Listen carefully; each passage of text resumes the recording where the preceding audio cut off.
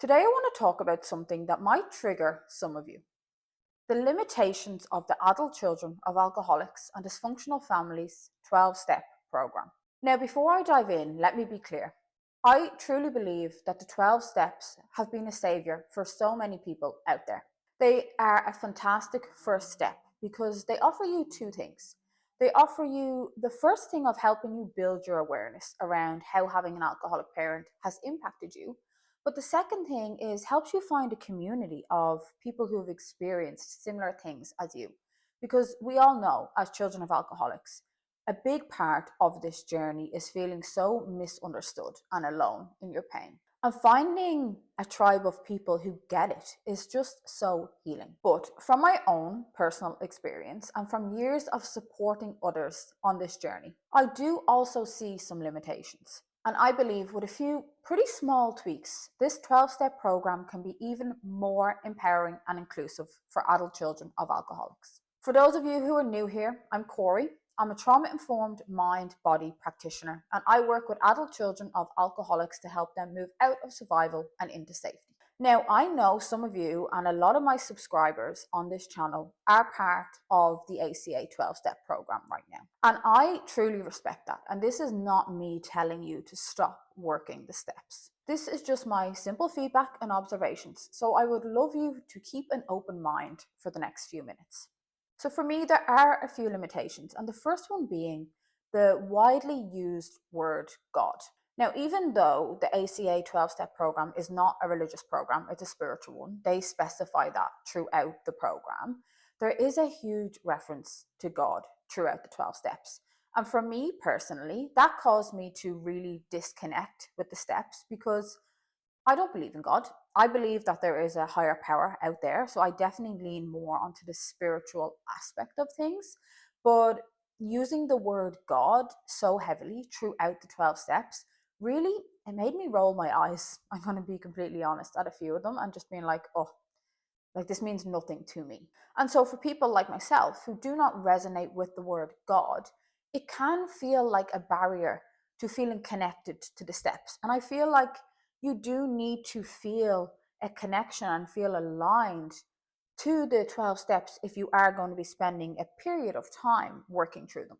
So the second limitation is group dynamics and toxicity. Not every ACA meeting is facilitated by someone who has strong values or strong boundaries. And I know people facilitating these meetings, they are coming from a place of good.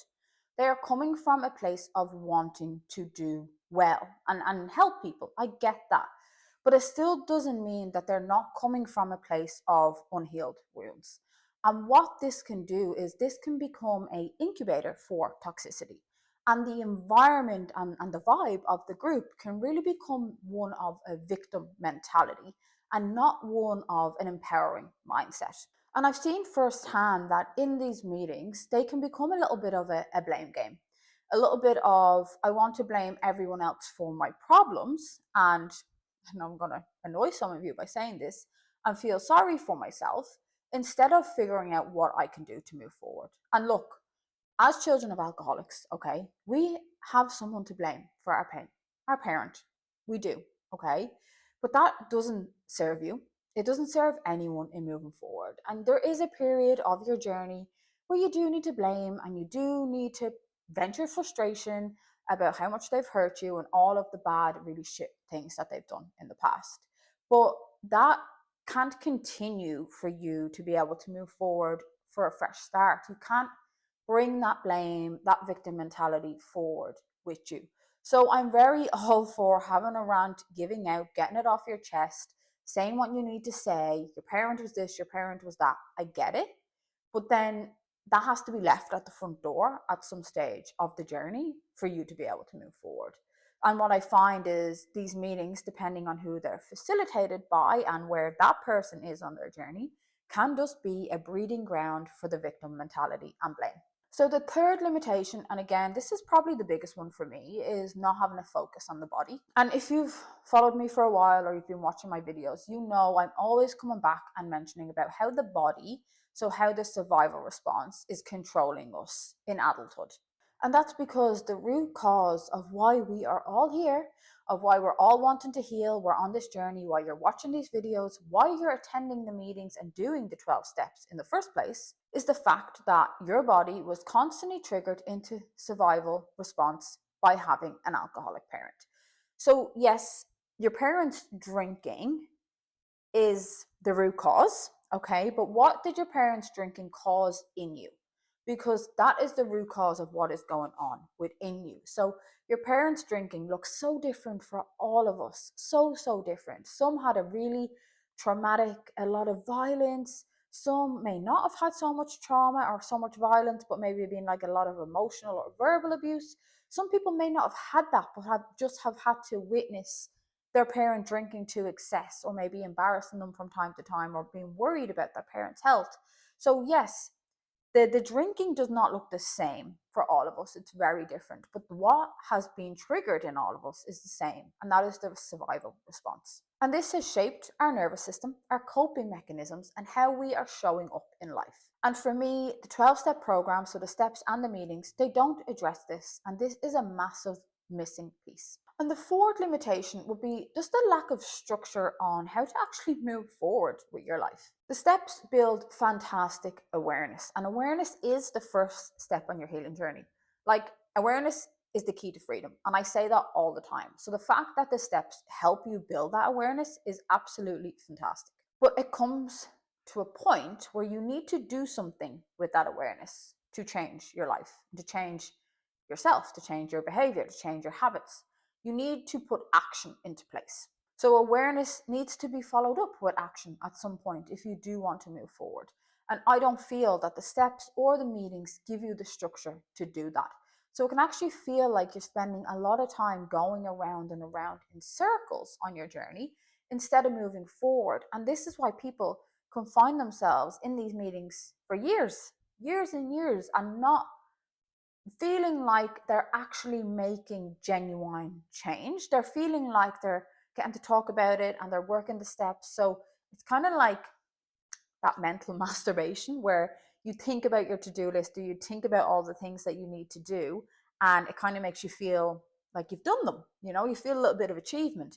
You're not actually doing anything. And this is the thing, you need to separate that. The awareness is fantastic, but it has to be backed up with action. So obviously I've given my feedback and my input, but that's not really helpful. I want to give alternatives, or maybe a different approach that you could use to help you continue to work the steps and continue to go to the meetings, but also to be able to move forward. So what can you do? If you're sitting there asking yourself, all right, Corey, great feedback, but what am I meant to do? Well, keep attending the meetings if you want to, keep working your steps, but think about your healing journey in a more of a holistic way. And here are some areas that you can start exploring alongside the 12-step program. So you want to think about, first of all, how can you have a solid foundation that's going to support you in working these steps? Your solid foundation is going to be made up of your sleep, your nutrition, your hydration, your movement, and your social connection. So making sure that you're remembering when you're doing this good work that the basics matter. They are so important. They're more important than you actually ever realize. If you continue to do this work and build your awareness, but you're not sleeping, you're eating absolute shit all the time, processed, takeaway, sweet, whatever that is. So you're feeding your second brain, which is your gut, you're feeding that with shit all the time. You're not moving, you're sitting on your ass, you're not drinking enough water, but you're drinking fizzy drinks or beer or wine or whatever that is. Don't expect to see massive results from the steps, because they're not miracle workers, okay? Like, you are a full person. You are not just a person who is made up of one experience of having an alcoholic parent, and by working that one small area, is your life going to change? It's not. So think about, how can you build a solid foundation of your basics, okay? Think back to Maslow's hierarchy of needs, of your basics, to actually help you then move forward and keep working the steps. So a support system outside of the meetings, it's so important that you have that, because the meetings are fantastic. They're not going to be there forever. All right. You need to, at some stage, disconnect from them and move forward with your life. And there comes a point where being able to openly talk to your loved ones, so like whether it's your partner or your friends or your siblings or family, whoever that might be, about your experience and about how that's impacted you and about how you're feeling and what you've been through is so important for building that connection. Again, it's really one of our basic needs of having that connection and those fulfilling relationships with people. So having that support network in your meetings is great, but you need it outside of them as well. Nervous system regulation, again, talk about it all the time. But if you're going to these meetings, you're working the steps, you're still feeling anxious, overwhelmed, depressed, stuck, you really may need to start thinking about how can you work some nervous system regulation into your practice. Okay, so into the program, into the steps. How can you find something or a couple of things that work for you that you can build alongside these 12-step programs? Because honestly, this is really going to be the missing key. And your solid foundation, that plays a part in your nervous system regulation because the body needs to be balanced and regulated, and movement and sleep and hydration and food all play a part in that because you're all connected. All of your systems are interconnected. The mind is connected to the body is connected to the mind, the nervous system, your digestive system, your hormonal system, everything is connected. So what you're doing to positively impact one is going to positively impact the other. So even starting just by building that foundation is going to positively help you regulate your nervous system. But there are separate things that you can do. Okay, so what I would say is get curious. Start educating yourself around your nervous system and what you can do to help you come back to a balanced state and finally move out of that survival mode, because talking is not going to do it. Okay, you are not going to talk your way out of survival. This is not, because survival comes from the body.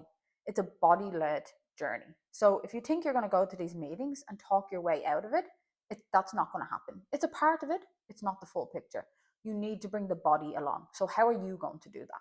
And then emotional awareness. So if you find that you're doing all this work, but you're still shutting down or you're still super emotionally reactive, there is most likely going to be a point in time where you're going to have to start carving out time for you to be still and to sit and to actually finally feel what is going on. Because again, I say this all the time, but what you resist persists. And again, going to the meetings and working the steps is great, but you need to be making sure that you're carving out time, whether it's in the meetings or separately, to really feel and acknowledge maybe the anger, the shame, the guilt, the rage, the pain, the sadness, the regret, all of that sort of stuff. Whatever it is that's coming up for you, whatever having an alcoholic parent has caused emotionally within you, you have to feel that. You can't throw yourself into this work and ignore the painful emotions that come with it, because you still won't move forward. Again, you'll go around in circles.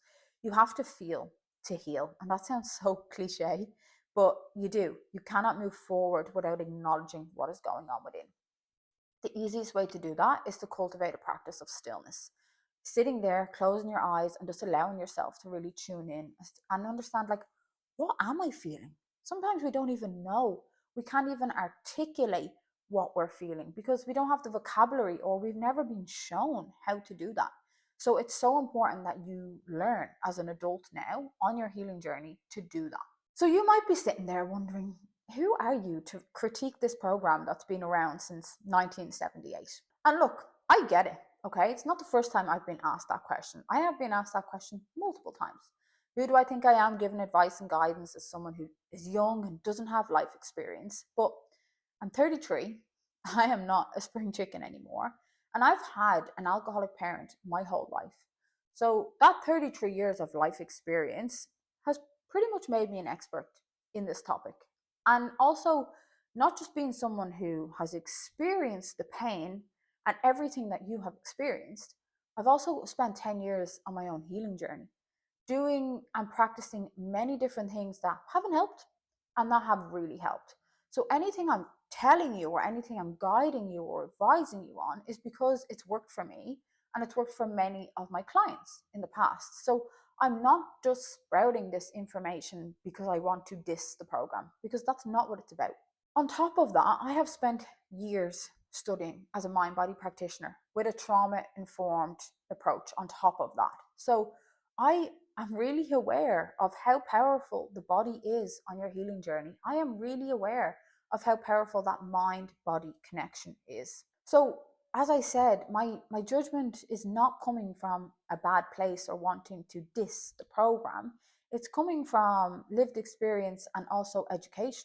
So again, I am not saying the ACA doesn't work. I'm saying it could work even better if we just made some tweaks, especially bringing the nervous system and the body along on the journey. So if you are part of meetings or if you are doing the steps and working the program, why don't you suggest some different ways that maybe you could do your meetings? Suggest some nervous system regulation techniques or some body-based techniques for you and your group to do together. And if you know someone on the board of the ACA, I would love to sit down and have a conversation with them and just chat through how this incredible program could evolve into even better. Because healing, it's not just about awareness, it's the mind, the body, and the soul all coming together. And when we address all of them, when we address the person holistically, that is when serious long-term change actually happens. So if this resonates with you and you want to keep exploring holistic and empowering ways to heal from having an alcoholic parent, please hit subscribe to my channel. I share tools and different perspectives here each week to help you move past just awareness and actually into a space of change. And if you've got thoughts on this, if you've got an opinion, I would love to hear it in the comments. So drop a comment below and let's have a conversation.